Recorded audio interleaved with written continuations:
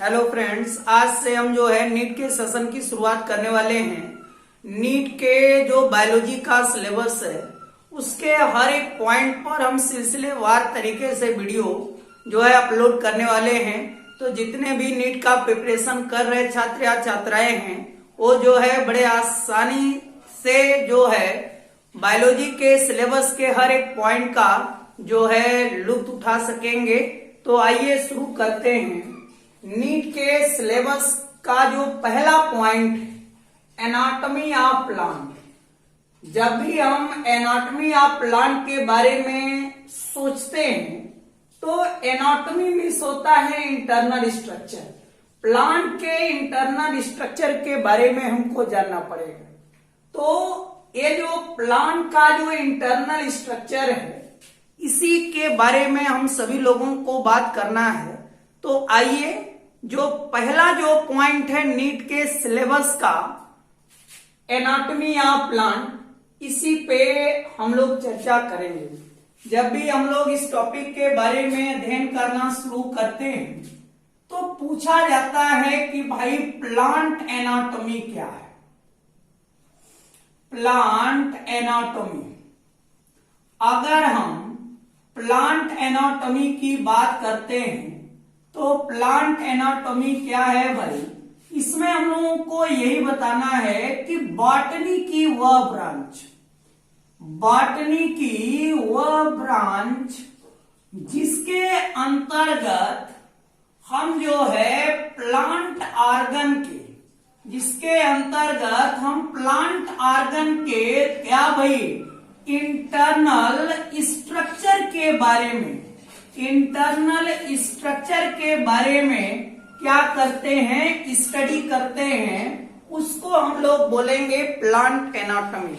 यानी plant anatomy क्या हुआ भाई, जब भी यानी बॉटनी की वह ब्रांच जिसके अंतर्गत किसी भी प्लांट के ऑर्गन का अगर हम सेक्शन लेते हैं, सेक्शन तो आप लोग समझते ही होंगे, जैसे कहते हैं ना ट्रांसवर्स सेक्शन, लॉन्गिट्यूडनल सेक्शन। तो ऐसे जब भी किसी प्लांट के ऑर्गन का हम सेक्शन लेते हैं और फिर उसका जो है हम स्टडी करते हैं तो उसको बोलेंगे हम प्लांट एनाटॉमी। या इस ढंग से भी इस पॉइंट को लोगों को समझा सकेंगे कि क्या भाई बॉटनी की वह ब्रांच जिसके अंतर्गत हम प्लांट ऑर्गन के इंटरनल स्ट्रक्चर का स्टडी करेंगे। यानी अगर ये बात आ रही है कि प्लांट ऑर्गन के इंटरनल स्ट्रक्चर का स्टडी आप कर रहे हैं तो कैसे करेंगे भाई, जब भी किसी प्लांट का मान लीजिए रूट है, किसी प्लांट का स्टेम है, किसी प्लांट का जो है फ्लावर है, तो उसको आप कैसे डिफाइन करेंगे। अगर आप प्लांट एनाटॉमी के केस में अगर आपको बताना है तो उस रूट का आप सेक्शन लेंगे, उस रूट का आप टीएस लेंगे, उस रूट का आप लॉन्गिट्यूडनल सेक्शन लेंगे और उस सेक्शन के आधार पे अगर कोई बात आप कर रहे हैं तो वो इंक्लूड होगा किसमें, प्लांट एनाटॉमी में। अगर जो है आप किसी भी प्लांट के ऑर्गन का अगर सेक्शन लेकर उसका स्टडी करते हैं तो वो इंक्लूड होगा, वो आएगा इसके अंतर्गत भाई प्लांट एनाटॉमी के अंतर्गत आएगा। अब जो है सवाल यह है कि प्लांट एनाटॉमी का डेफिनेशन तो समझ में आ गया, लेकिन हमको ये बताना है कि यह जो प्लांट एनाटॉमी वाली ब्रांच है, ये जो अगर देखा जाए तो ये जो प्लांट एनाटॉमी की जो ब्रांच है, इस ब्रांच की जो शुरुआत है यह किस सन में हुई भाई, यह जो है 1671 में, 1671 में प्लांट एनाटॉमी वाले ब्रांच की शुरुआत हुई। और ये बताया जाता है कि जो एनग्रीव है, एनग्रीव को हम लोग बोलते हैं क्या भाई, father of plant anatomy. Father of plant anatomy हम किसको बोल रहे हैं, एनग्रीव। यह जो एनग्रीव है इसी को हम बोलेंगे फादर ऑफ प्लांट एनाटॉमी। अब जो है एक और जो है बात हम कर लेना चाहेंगे, जिनका नाम है प्रोफेसर के ए चौधरी। प्रोफेसर के ए चौधरी, यह जो है प्रोफेसर के ए चौधरी को बोला जाता है father of Indian plant anatomy. Father of Indian plant anatomy हम किसको बोलेंगे? तो हम बोलेंगे प्रोफेसर के ए चौधरी। अगर कोई पूछ दे फादर ऑफ प्लांट एनाटॉमी किसको बोलेंगे, तो क्या बोलेंगे? N Grew. तो यहाँ पे नीट का यह 2 क्वेश्चन हमारा इनिशिएट हुआ। अगर आ जाएगा कि फादर ऑफ प्लांट एनाटॉमी किसको बोलेंगे, तो आप बोलेंगे एन ग्रीव को। यही अगर क्वेश्चन इस ढंग से आ रहा है कि father of Indian plant anatomy कौन है, तो क्या बोलेंगे? प्रोफेसर के ए चौधरी। अब जब इतनी बात हम लोग कर लेंगे, तो इसमें हम लोगों को प्लांट एनाटॉमी में किसकी बात करना है भाई? टिश्यू। अगर हम टिश्यू की बात करते हैं, ऊतक की बात अगर हम करते हैं, तो ये टिश्यू क्या होता है भाई? अगर टिश्यू के बारे में बात किया जाए तो एक ग्रुप ऑफ सेल जिनकी, देखिए ये बात समझिए, एक ग्रुप ऑफ सेल जिनकी ओरिजिन क्या हो? सिमिलर हो। जिनका स्ट्रक्चर क्या हो भाई? सिमिलर हो। जिनका जो है फंक्शन क्या हो भाई? सिमिलर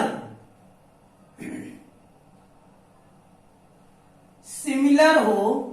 उस ग्रुप ऑफ सेल, एक group of cell having similar origin, structure and function is called tissue। साधारण से शब्दों में लोग ऐसे भी बोल देते हैं कि एक group of cell is called as tissue, लेकिन आप इस ढंग से बताएंगे एक group of cell having similar origin, structure and function is called as tissue। यानी क्या बताना है? सेल्स का एक ऐसा ग्रुप, एक ऐसा समूह जिसका ओरिजिन, जिसका स्ट्रक्चर, जिसका फंक्शन क्या हो? सिमिलर हो, एक समान हो, उसको बोलेंगे हम टिश्यू। और ये जो सेल्स की बात हो रही है, ये सेल्स वाला जो वीडियो है आप देखेंगे, आसानी से आपको सेल्स के बारे में, सेल थियरी के बारे में, सेल के प्रकार के बारे में, सेल डिवीजन के बारे में इसका वीडियो हम पहले से अपलोड कर चुका हूं, उसको आप देखेंगे तो समझ में आएगा। लेकिन यहाँ पे जब भी हम प्लांट के एनाटॉमी की बात करेंगे तो हम टिश्यू की बात करेंगे। और टिश्यू क्या है? A group of cell having similar origin, structure and function is called as tissue. अब जो है ये बताना है कि ये जो टिश्यू टर्म है, टिश्यू टर्म को कौन दिया था भाई? N Grew. टिश्यू टर्म को एन ग्रीव नामक साइंटिस्ट ने किस सन में? 1682 में एन ग्रीव नामक साइंटिस्ट ने किस टर्म को दिया? टिश्यू।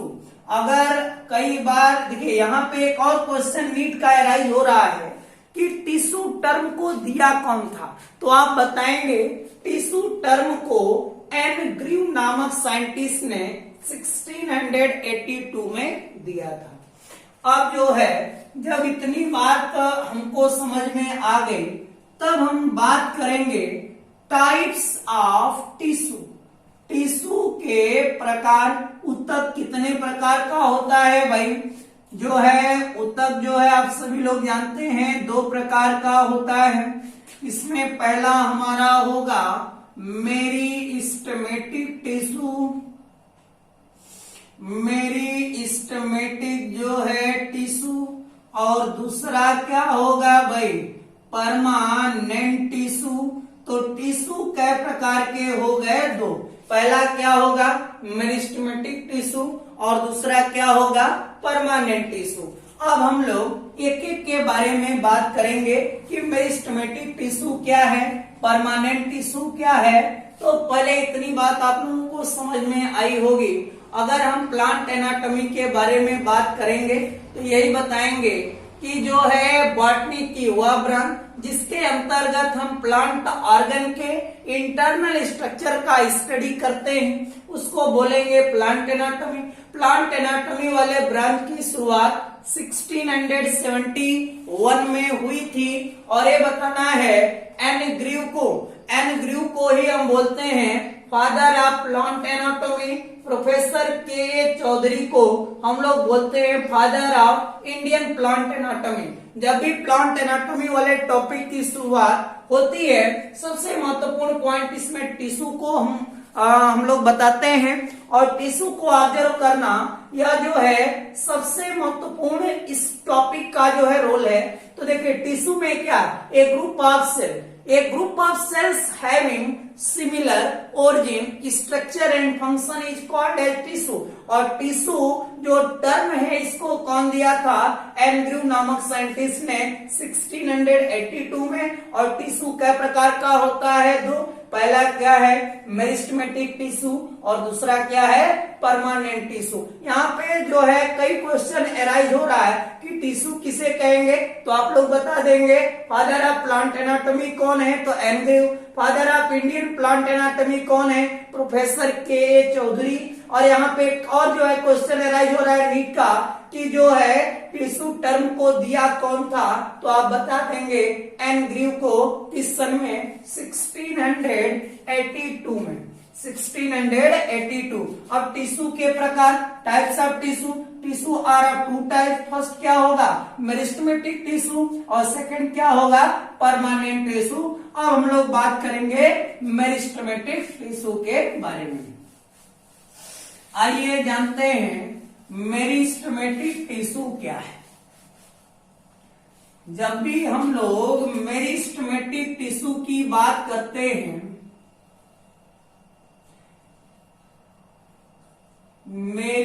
मेरिस्टेमेटिक क्या भाई, टिश्यू।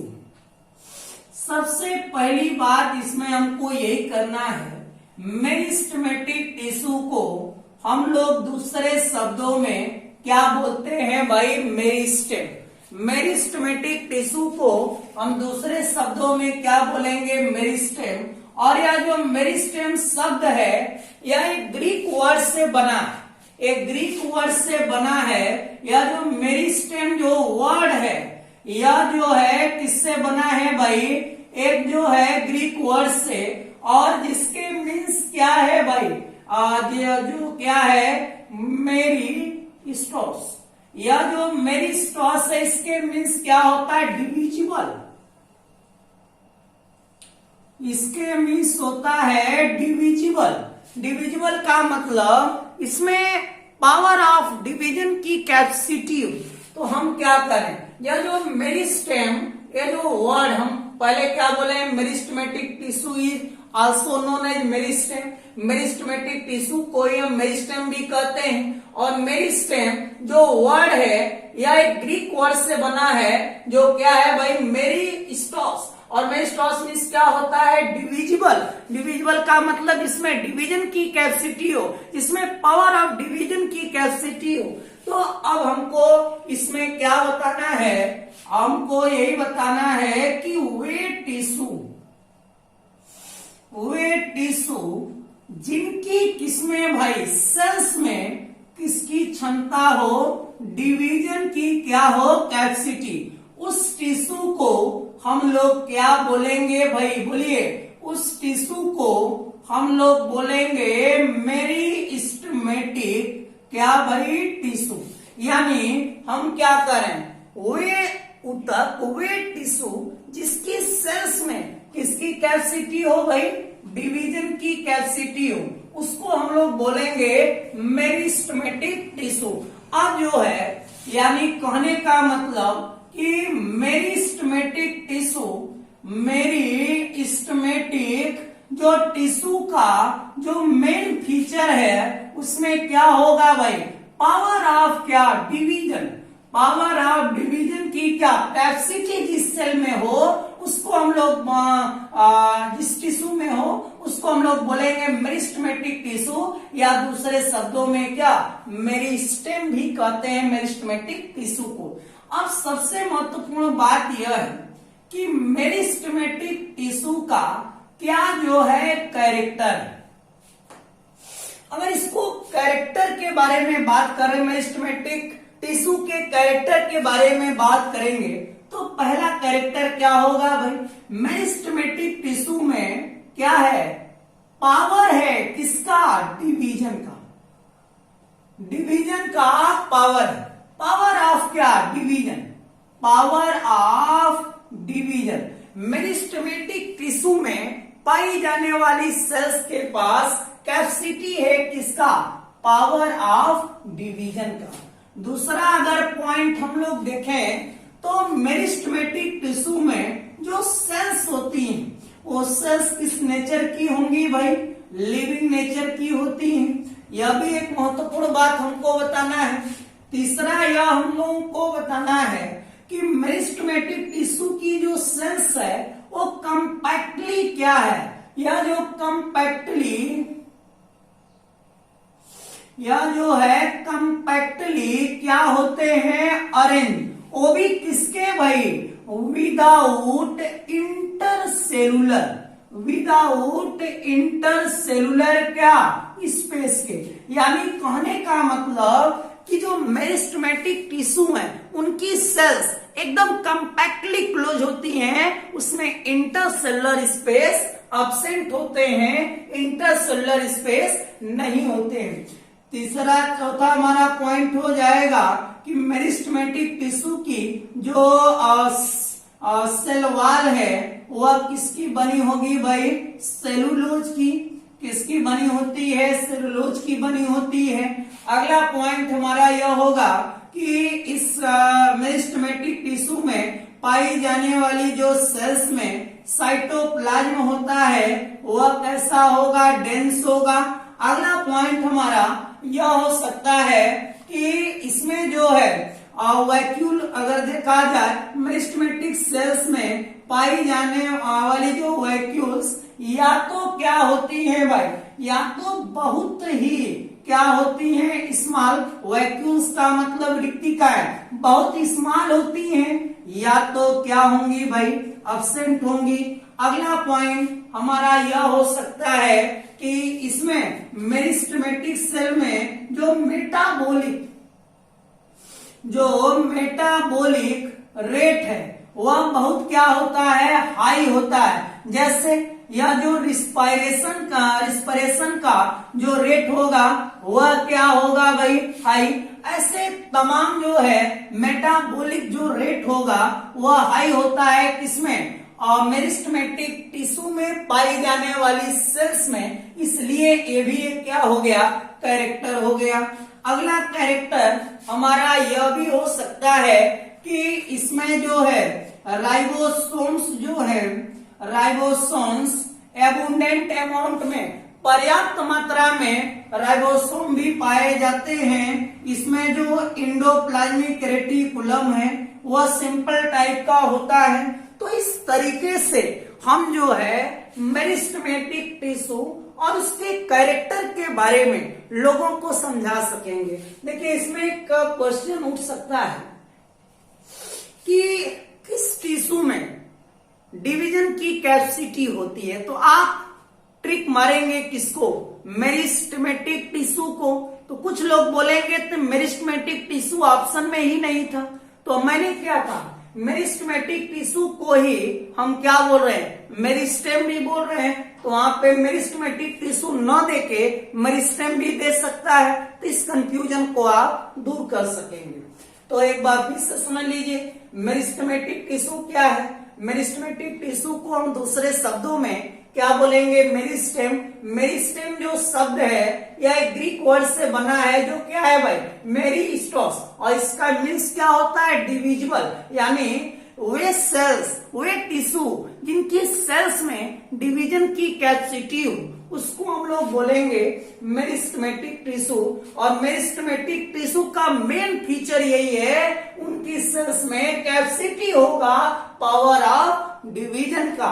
अब हमको बताना है कि मेरिस्टेमेटिक टिश्यू का कैरेक्टर। तो मेरिस्टेमेटिक टिश्यू की सेल्स में जो है पावर ऑफ डिवीजन की कैपेसिटी है। मेरिस्टेमेटिक टिश्यू की सेल्स लिविंग नेचर की हैं। मेरिस्टेमेटिक टिश्यू में जो सेल्स हैं वो कॉम्पैक्टली अरेंज हैं और विदाउट इंटरसेलुलर स्पेस के हैं। इसके अलावा जो है उनकी सेल वॉल सेलुलोज की बनी है। वैक्यूल्स या तो बहुत स्मॉल है, बहुत छोटे हैं, या फिर जो है एब्सेंट होते हैं। उस जो मेरिस्टेमेटिक टिश्यू की जो सेल्स हैं उसमें मेटाबॉलिक रेट बहुत हाई है, जैसे रिस्पायरेशन का रेट बहुत हाई होता है। उनमें राइबोसोम जो है एबुंडेंट, पर्याप्त मात्रा में पाई जा रही है। एंडोप्लाज्मिक रेटिकुलम जो है सिंपल टाइप की है। तो ये सब जो है मेरिस्टेमेटिक टिश्यू और उनके कैरेक्टर के बारे में हो गया। फिर अगले पार्ट में हम लोग बात करेंगे क्या भाई, क्लासिफिकेशन ऑफ मेरिस्टेमेटिक टिश्यू। तो मुझे उम्मीद है कि आप लोगों को ये मेरा पहला सेशन जो नीट का है वो समझ में आया होगा।